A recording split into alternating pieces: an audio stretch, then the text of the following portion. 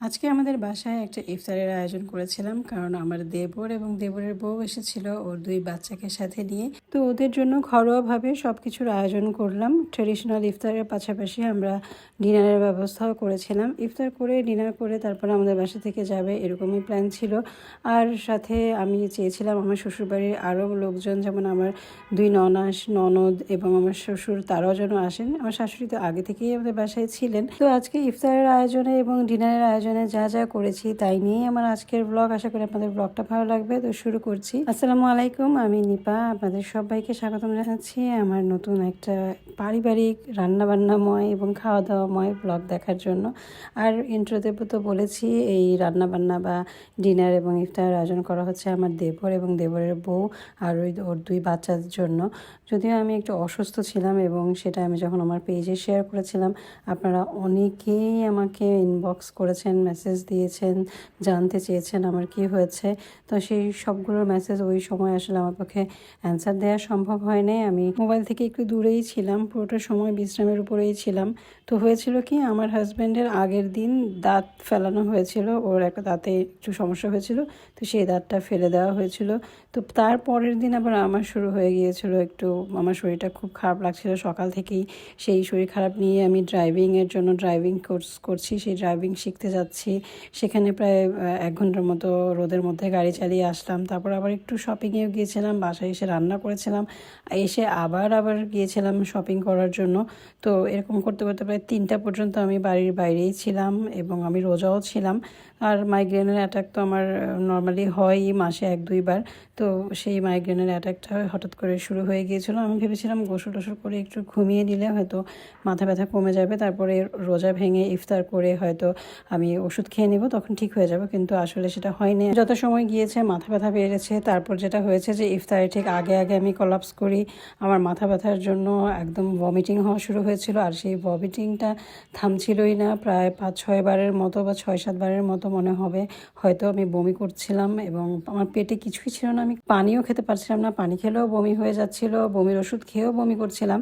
তো তারপরে যা হয়েছিল, ডিহাইড্রেশন থেকে শরীর খুব খারাপ হয়ে যাচ্ছিল। তো তখন আমার হাজব্যান্ড বলেছে তো তাহলে হাসপাতালে নিয়ে যাই। হাসপাতালে যাওয়ার পর ওরা স্যালাইন দিয়ে রাখলো, একদিন অবজারভেশনে রাখলো এবং কিছু ব্লাড টেস্ট করলো। ব্লাড টেস্টের রিপোর্টে একটু ইনফেকশনের মতো দেখা গিয়েছিল, যেটা অবশ্য পরবর্তীতে ডাক্তার বলল যে আমার ফুড পয়জনিংয়ের মতো হয়েছিল এবং ফুড পয়জনিংয়ের কারণেই ব্লাডে এরকম একটু ইনফেকশন দেখাচ্ছিল। তো যাই হোক, আমি রান্নাবান্না শুরু করে দিয়েছিলাম বেলা 11টার দিক থেকেই। আমি গরুর মাংসটা স্লো কুকিংয়ে বসিয়েছিলাম, সাদা কোরমার স্টাইলে আমি গরুর মাংসটা রান্না করেছিলাম।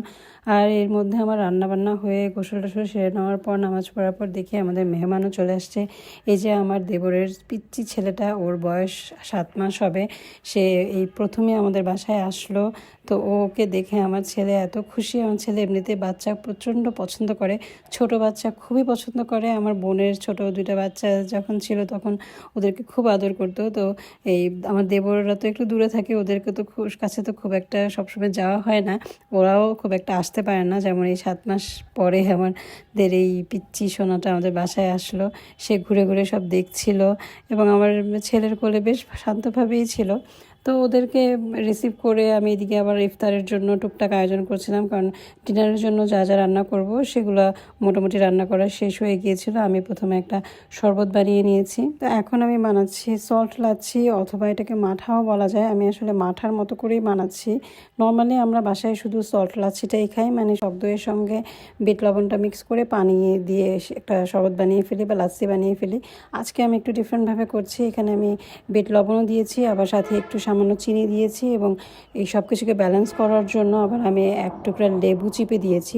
লেবুর পরিমাণটা খুব বেশি দেওয়া যাবে না, যাতে টক মিষ্টি লবণ সব কিছুর পরিমাণে একটা ব্যালেন্স থাকে। তারপরে দইটাকে খুব ভালো মতো ফেটে নিয়ে, হ্যান্ড উইক্স দিয়ে আমি ফেটেছি। লাস্সি করেন আর যাই করেন, দইয়ের কোনো শরবতে ব্লেন্ডারে ব্লেন্ড করবেন না, চেষ্টা করবেন হ্যান্ড উইক্স দিয়ে ব্লেন্ড করার জন্য, এতে খুব ভালো হয় কনসিস্টেন্সিটা। তো আমি ইফতার বানাচ্ছিলাম একটু একটু করে, আর এদিকে ওদেরকেও দেখছিলাম যে ওরা আসলে কি দুষ্টুমি করে। তো আমার ছেলে মেয়ে, আমার দেবরের ছেলে মেয়েকে পেয়ে বেশ ভালোই দুষ্টুমি করছিল, একসাথে ওরা খেলাধুলা করছিল। আর ওইদিকে আমি আবার ফ্রুটসগুলো কেটে সার্ভ করে নিলাম। আমি এগুলোকে আবার র্যাপিং পেপার দিয়ে র্যাপ করে নিচ্ছিলাম, প্লাস্টিক র্যাপিং পেপার যেটা পাওয়া যায় বাজারে, ওটা দিয়ে র্যাপ করে নিচ্ছিলাম যাতে করে মাছি বসতে না পারে অথবা ফ্রুটসগুলো উপর থেকে জুসি ভাবটা নষ্ট না হয়ে যায়, কারণ ফ্যান ছাড়া ছিল, ফ্যানের বাতাসে যেন প্রবলেম না হয়। আর এদিকে আমি আগে থেকেই ফ্রোজেন করে রেখেছিলাম কিছু কাবাব বানিয়ে, সেই কাবাবগুলোকে এখন কাবাবের শেপ দিয়ে নিচ্ছি। কাবাব এরকম আগে থেকে বানিয়ে ফ্রোজেন করে রেখে দিলে খুব সুবিধা হয়। আমি যদিও শেপ দিয়ে রাখি না, ভাজার আগে আগে ডিফ্রোস্ট করে তারপরে আমি ওটাকে শেপ দিই এবং ওটা করলে বেশি ভালো হয়। এবং এদিকে আমার শাশুড়ি আম্মা সব ধরনের ভাজা পোড়া যা যা আছে করে নিচ্ছে। আর ওইদিকে আবার আমরা আমাদের বাসারই আরেকটা ফ্ল্যাট থেকে ইফতার পেলাম, তো সেই ইফতারটাও মাঝখানে আমি টেবিলে রেখে দিলাম, যদি কারো খেতে ইচ্ছে করে খাবে। তো কাবাব ভাজা শেষ, যত রকমের ভাজা পোড়া ছিল, পেঁয়াজু, আলুর চপ, বেগুনি, সব কিছু ভাজা হয়ে গিয়েছে। আমি টেবিলে একে একে সব কিছু সার্ভ করে দিচ্ছি। এই যে কাবাবগুলো ভেজে নিয়ে আসলাম, সাথে ছোলা করে রেখেছিলাম, সেটাও টেবিলে দিয়ে দিলাম। আর এই যে ছিল যত রকমের ফ্রুটস কেটেছি, এখান থেকে তরমুজটা আমার দেবর নিয়ে আসছিল, তো ওটা কেটে দিয়েছি, মালটা আর আনারস কেটেছি, সাথে খেজুর তো থাকবেই। তো এই ছিল আমাদের ইফতারের প্ল্যাটার। ইফতারে আমি এই আয়োজনগুলোই করেছিলাম।